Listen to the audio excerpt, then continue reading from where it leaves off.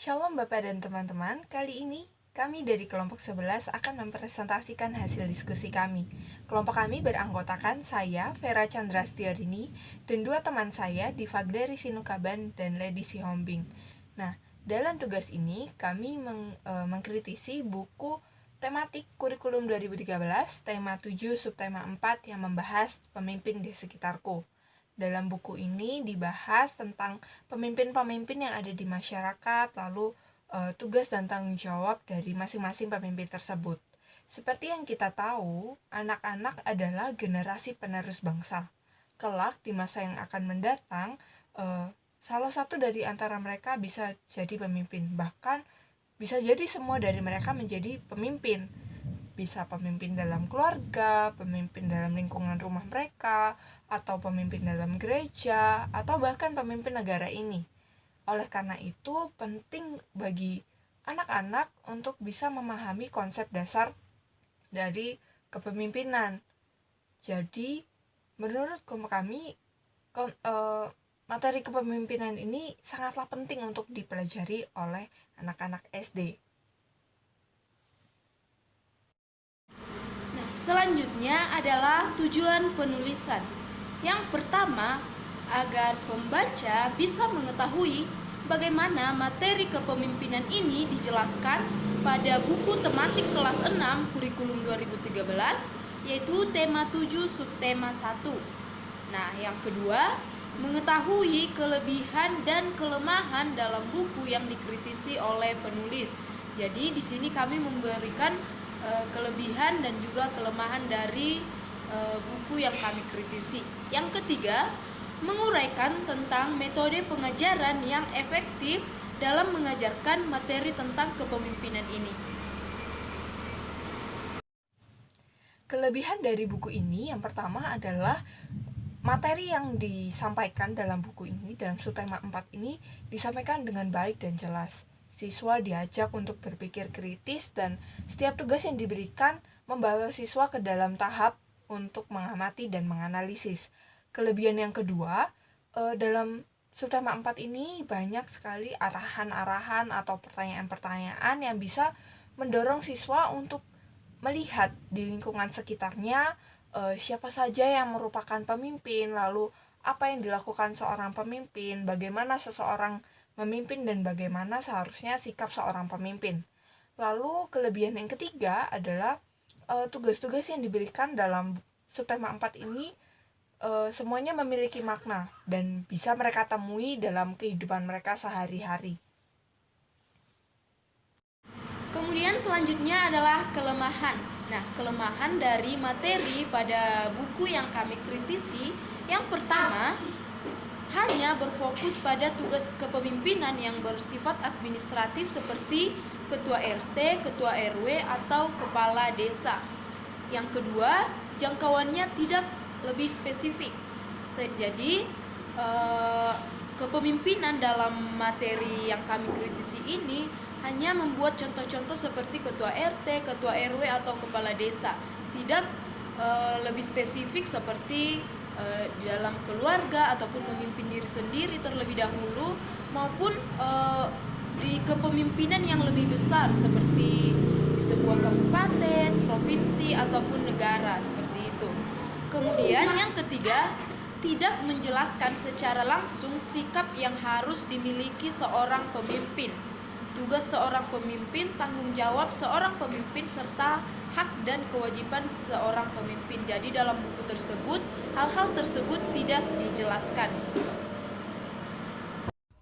Baik, yang berikutnya adalah kebermanfaatan ataupun manfaat dari materi ini sendiri. Kami merangkumkan ke dalam 4 poin, yaitu yang pertama, materi ini sendiri berpengaruh terhadap keaktifan belajar siswa. Dalam hal ini, materi ini akan meningkatkan keaktifan belajar siswa dengan beberapa tugas-tugas yang sudah diberikan. Kemudian, materi ini juga menunjang kemampuan berpikir kritis siswa. Dalam hal ini, siswa akan di dalam tugas-tugas tadi dituntut untuk berpikir kritis dan menganalisis apa saja sih yang menjadi peran pemimpin, seperti itu contohnya. Apa saja sih sikap-sikap positif yang harus dimiliki pemimpin dan sebagainya. Kemudian materi ini juga berpengaruh dan meningkatkan kepekaan siswa dalam mengamati. Seperti yang sudah saya jelaskan berikutnya, siswa harus bisa melihat ataupun menemukan di dalam pengamatannya apa sih yang menjadi tanggung jawab pemimpin dan sikap-sikap apa yang harus dimiliki pemimpin. Kemudian materi ini mempengaruhi ketajaman siswa dalam menganalisis. Kemudian poin yang berikutnya yaitu melalui materi ini siswa dapat semakin bertambah dan semakin mengerti akan bagaimana semestinya ia harus bersikap terhadap pemimpin dan bagaimana siswa harus bersikap saat menjadi pemimpin. Nah, dalam hal ini kami memaparkan dalam dua arah, yaitu bermanfaat dalam dua arah, yaitu ketika siswa bersikap terhadap pemimpinnya, kemudian dia bersikap ketika dia menjadi pemimpinnya. Di dalam materi ini semuanya dijelaskan bagaimana dia harus bersikap ketika dipimpin, yaitu dia harus tunduk akan aturan, seperti taat akan aturan, namun tetap berdiri di dalam komitmen. Kemudian yang bagaimana dia bersikap saat memimpin, yaitu bijaksana dan sebagainya. Kemudian poin yang ketiga yaitu materi ini menjadi suatu perbekalan positif bagi siswa sebelum melanjutkan pendidikan ke jenjang berikutnya. Dalam hal ini yang kami maksudkan bahwa adalah materi-materi ini akan membekali siswa untuk seperti memiliki keberanian ataupun mengembangkan diri yang tentunya akan dibutuhkan di dalam pendidikan siswa di jenjang berikutnya, atau nanti di jenjang berikutnya mungkin ada kesempatan bagi siswa untuk memimpin, sehingga ada suatu perbekalan positif melalui materi ini sehingga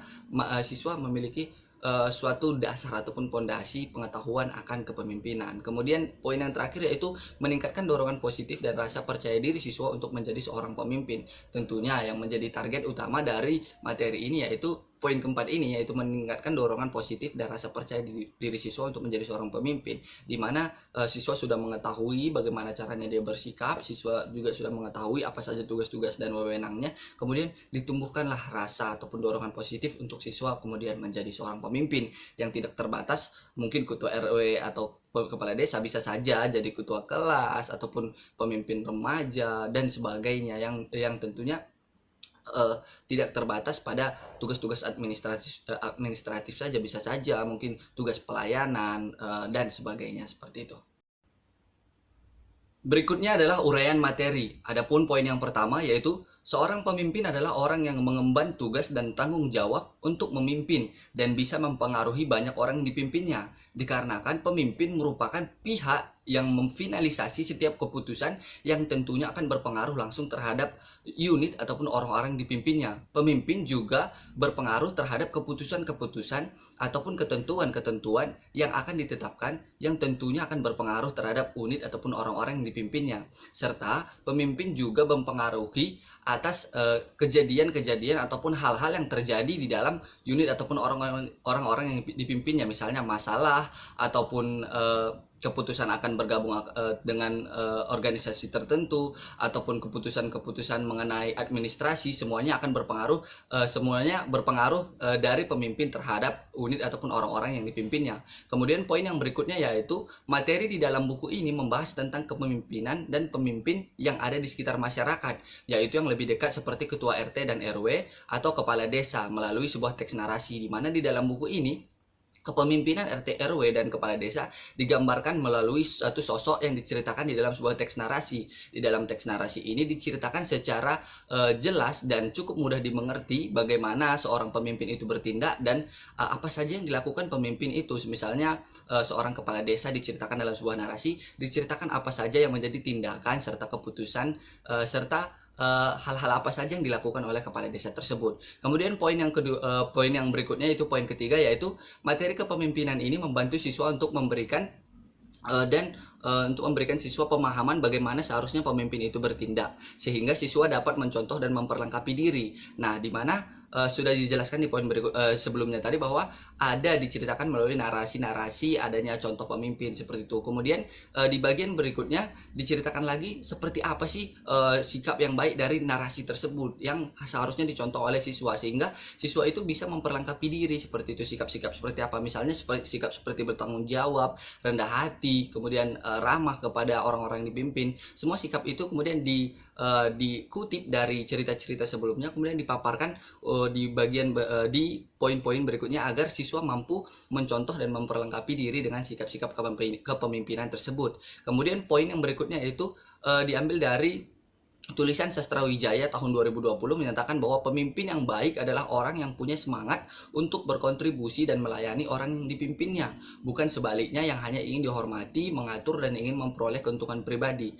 Sedikit menjelaskan lagi dari bagian yang poin pertama tadi, bahwa seorang pemimpin akan berpengaruh ataupun berpengaruh terhadap keputusan-keputusan diambil, karena pemimpin merupakan pihak finalisasi dari setiap keputusan ataupun aturan-aturan dari unit ataupun orang yang dipimpin. Dalam hal ini, finalisasi ini ataupun keputusan ini tidak boleh ditetapkan secara sepihak oleh pemimpin seperti itu, karena pada dasarnya pemimpin ini melayani ataupun pemimpin ini hadir untuk berkontribusi langsung terhadap unit yang dipimpinnya ataupun orang-orang yang dipimpinnya. Bukan berarti seorang pemimpin ini bertindak sewena-wena membawa ataupun menentukan perjalanan dari unit ataupun orang-orang yang dipimpinnya berdasarkan kehendak pribadi, melainkan pemimpin ini mendengar, melihat, dan memperhatikan apa yang menjadi kebutuhan unit ataupun unit ataupun orang-orang yang dipimpinnya demi kemajuan unit ataupun organisasi yang di dalam kepemimpinannya itu sendiri.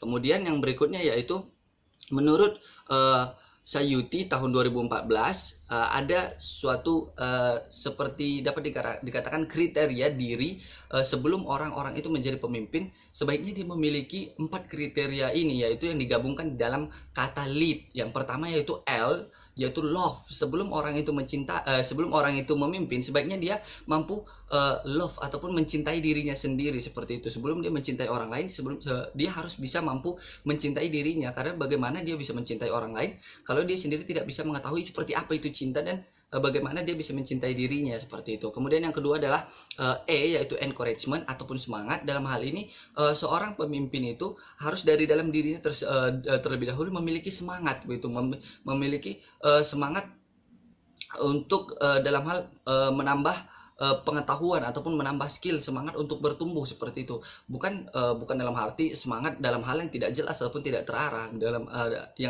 yang kami maksudkan yaitu semangat dalam diri untuk semakin bertumbuh, semakin lebih baik, dan yang tentunya semangat yang membawa kebaikan ataupun semangat yang membawa pertumbuhan terhadap unit ataupun orang-orang yang dipimpinnya. Kemudian yang ketiga yaitu advance ataupun meningkatkan. Kita perlu mengajarkan pada siswa, memberitahu bahwa sebelumnya kita harus meningkatkan, menambah ataupun meningkatkan potensi dalam diri kita terlebih dahulu, ilmu-ilmu pengetahuan, potensi meningkatkan sikap kita, meningkatkan karakter kita, cara berpikir kita, kedewasaan kita, sebelum nanti kita memimpin ataupun menunjukkan ataupun membawa peningkatan terhadap unit ataupun orang-orang yang kita pimpin. Terlebih dahulu kita harus meningkatkan diri kita, karena apa? Sebelum kita memimpin, sebaiknya kita memiliki kemampuan ataupun skill di atas orang-orang yang kita pimpin. Dalam hal ini kami bukan bermaksud bahwa kita harus jauh lebih baik ataupun menyombongkan diri dari orang-orang yang kita pimpin, ataupun orang-orang yang kita pimpin harus lebih buruk daripada kita. Tidak seperti itu. Namun sebaiknya sebelum kita memimpin, kita harus meningkatkan kemampuan kita agar finalisasi ataupun penentuan arah dari unit yang kita pimpin atau orang-orang yang kita pimpin itu dapat berjalan atau terputuskan dengan baik berdasarkan dari kemampuan ataupun berdasarkan dari ilmu pengetahuan ataupun pemahaman yang baik yang kita miliki seperti itu. Dalam hal ini bukan berarti semata, kembali lagi, bukan berarti hanya sebelah pihak oleh pemimpin, melainkan berdasarkan pertimbangan unit ataupun orang-orang yang dipimpin terlebih dahulu, lalu difinalisasi oleh pihak-pihak yang lebih baik. Dalam hal ini bisa saja kita sebut dengan pemimpin. Kemudian yang terakhir yaitu yang keempat, yaitu D, yaitu dare, yang berarti berani. Sebagai seorang pemimpin terlebih dahulu, sebelum kita memimpin, kita harus memiliki keberanian di dalam diri kita. Dalam hal ini bukan berarti keberanian yang tidak terarah, yaitu keberanian untuk mengambil suatu keputusan, yaitu keberanian untuk tetap berdiri teguh, dan tentunya keberanian untuk berubah seperti itu. Dalam hal ini sebagai guru kita harus mengajarkan siswa mengenali apa yang membuat mereka takut, dan guru pun perlu peka terhadap apa yang menjadi kekurangan siswa untuk dikembangkan, sehingga siswa ini bisa menjadi lebih berani untuk mengembangkan dirinya, untuk lebih berani untuk memunculkan potensi dirinya. Dalam hal ini kita yang maksudkan adalah potensi untuk menjadi seorang pemimpin. Begitu juga nanti ketika dia menjadi seorang pemimpin, maka dia berani untuk menentukan ataupun membawa unit atau orang-orang yang dia pimpin ke dalam perubahan yang tentunya jauh lebih baik seperti itu. Nah, lalu apa korelasinya dengan konteks saat ini? Korelasinya dengan konteks saat ini salah satunya adalah berkaitan dengan lowongan pekerjaan. Seperti yang kita tahu, banyak dari lowongan pekerjaan yang ada di masa saat ini salah satu kriteria yang harus dipenuhi untuk melamar pekerjaan tersebut adalah memiliki jiwa kepemimpinan. Itulah mengapa setiap siswa harus diajarkan untuk memiliki jiwa kepemimpinan, karena nantinya saat memasuki dunia pekerjaan mereka akan sangat membutuhkan jiwa kepemimpinan itu. Lalu yang kedua, saat ini seringkali kita temui baik di berita ataupun mungkin kita temui secara langsung di lingkungan sekitar kita tinggal, banyak pemimpin-pemimpin yang hanya menginginkan jabatan dan gaji yang tinggi, tapi mereka tidak melakukan apa yang menjadi tugas dan tanggung jawabnya sebagai seorang pemimpin, sehingga mereka melalaikan tugas mereka, atau mungkin bahkan mereka memberikan tugas itu kepada orang lain sehingga bisa dibilang mereka menerima gaji buta. Inilah contoh-contoh pemimpin yang tidak benar karena mereka tidak melakukan tugas dan tanggung jawab mereka sebagai pemimpin. Nah, lalu yang ketiga, menurut Albert Pohan, kurangnya atau rendahnya jiwa kepemimpinan siswa yang terjadi pada siswa ini dikarenakan kurangnya perhatian dari pihak sekolah kepada organisasi internal di sekolah. Jadi siswa kurang memiliki wadah untuk bisa mengembangkan jiwa kepemimpinan atau melatih jiwa kepemimpinan mereka. Nah, jiwa kepemimpinan itu harus dipupuk sejak dini, sehingga kedepannya ketika mereka siswa-siswa ini tiba saatnya untuk dipilih atau mengajukan diri menjadi seorang pemimpin, mereka sudah mengetahui dan memiliki jiwa kepemimpinan dengan konsep dasar yang benar. Wawasan Kristen Alkitabiah. Kristus mengajarkan kita untuk menjadi seorang pemimpin yang mau melayani melalui tindakan nyata yang dilakukan, seperti Kristus sang teladan agung, anak Allah sang raja yang datang ke dunia untuk melayani dan bukan untuk dilayani. Kemudian, sebagai seorang pemimpin, walaupun kita memiliki peran di atas orang lain, pada dasarnya kita semua adalah satu tubuh di dalam Kristus, di mana Kristus sebagai kepala atau pemimpin tertinggi. Oleh karena itu, kita tidak boleh bersikap sombong hanya karena posisi sebagai pemimpin, namun hendaknya saling melayani dan membantu meringankan beban orang lain. Kemudian, kita tidak perlu takut kepada para pemimpin, tetapi yang perlu adalah untuk menaati segala peraturan yang ada agar kita hidup tertib dan aman. Sebagai orang Kristen, kita harus hidup seturut kehendak Allah. Salah satunya adalah dengan menaati pemerintah kita sebagai pemimpin kita. Baik, demikian presentasi kami. Kami ucapkan terima kasih. Tuhan Yesus memberkati.